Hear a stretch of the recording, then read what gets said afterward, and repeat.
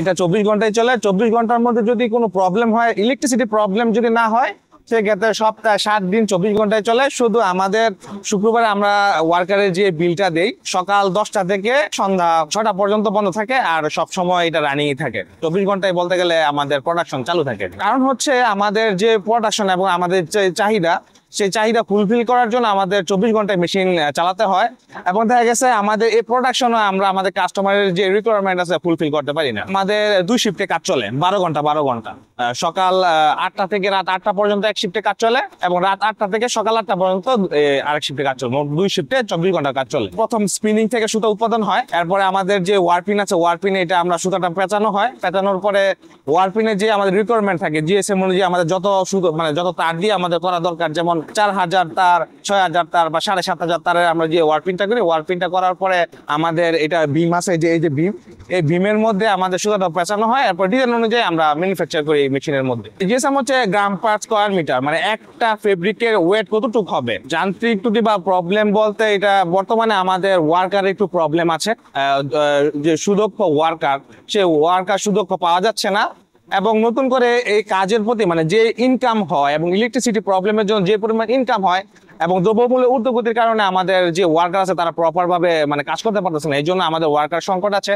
আর quality যেটা হচ্ছে, আমরা যে কাজগুলো করি প্রপার কোয়ালিটি মেনটেন করি, সেই ক্ষেত্রে কোয়ালিটির ক্ষেত্রে আমাদের কোনো প্রবলেম হচ্ছে না। বর্তমানে ইলেকট্রিসিটি এবং আমাদের দক্ষ জনবলের সমস্যাই হচ্ছে। কোয়ালিটি মেনটেন করতে গেলে আমাদের ভালো কোয়ালিটি সুতা ইউজ করা হয়। সেক্ষেত্রে সুতা যদি ছিঁড়ে যায়, আমাদের মেশিনগুলো সবই অটোমেটিক। সুতা ছিঁড়ে গেলে মেশিন বন্ধ হয়ে যায়, আবার সুতা যখন ওয়ার্কার সুতাটা আবার রিপেয়ার করে নেয়, তখন আবার অটোমেটিক মেশিন চালু হয়ে যায় আর কি। কোয়ালিটির ক্ষেত্রে আমাদের কোনো সমস্যা নাই, কারণ আমরা সকল কোয়ালিটি মেনটেন করে ফেব্রিক ম্যানুফ্যাকচার করি। অর্ডারের ব্যাপারটা হচ্ছে, যেহেতু আমরা এখানে প্রায় 30 বছরের উপরে আমাদের ব্যবসা করতে গিয়ে আমাদের অনেক কাস্টমারের সাথে আমাদের একটা পরিচয় আছে। তাছাড়া আমাদের যে বাংলাদেশের বিভিন্ন ডিজাইনার যে মার্চেন্টাইজার আছে, তারা আমাদেরকে নক করে। তো হচ্ছে আমাদের মার্কেটিং লোক আছে, তারা মার্কেটিং এর যারা বিভিন্ন শোরুম বা বিভিন্ন দোকানে গিয়ে তারা মার্কেটিং করে, সেটার মাধ্যমে অর্ডার হয়। আর ক্যান্সেলের ব্যাপারটা হচ্ছে, যদি আমরা সবসময় ভালো কোয়ালিটি দিই, এরপরও দেখা যাচ্ছে কোয়ালিটি কোনো সময় আমরা যদি প্রপার টাইমে না দিই, সেক্ষেত্রে ক্যান্সেল হওয়ার সম্ভাবনা থাকে। তবুও আমরা চেষ্টা করি যে সর্বোচ্চ কোয়ালিটি দেওয়ার জন্য, যাতে করে ক্যান্সেল না হয়। অনেক সময় দেখা গেছে বায়ারের ফাইন্যান্সিয়াল ক্রাইসিস থাকে, সে আমাদেরকে দেখা গেছে 10 লাখ টাকার অর্ডার, সে আমাদেরকে টোকেন মানি হিসেবে 2 লাখ টাকা আমাদেরকে অ্যাডভান্স করছে। যখন সে ডেলিভারি নেবে, তার কাছে ফাইন্যান্সিয়াল একটা প্রবলেম থাকতে পারে, সেক্ষেত্রে অনেক সময় ক্যান্সেল হয়। এটাই হচ্ছে মেইন কারণ। আর কোয়ালিটির যে ব্যাপারটা আছে, কোয়ালিটির জন্য আমাদের ক্যান্সেল হয় না বললেই চলে, কারণ আমরা ডেক্সলুম করে স্যাম্পল এপ্রুভ করার পরে আমরা কাপড়টা ম্যানুফ্যাকচার করি। কালার কম্বিনেশনটা আমাদের বায়ার আমাদেরকে রিকমেন্ড করে, আমাদেরকে প্যান্টন নাম্বার দেয়, ওই প্যান্টন নাম্বার অনুযায়ী আমরা কাজ করে থাকি আর কি। সেক্ষেত্রে বায়ারেই আমাদেরকে কালারটা দেয়, সেই অনুযায়ী আমরা তাদেরকে ফেব্রিকটা সাপ্লাই দিই।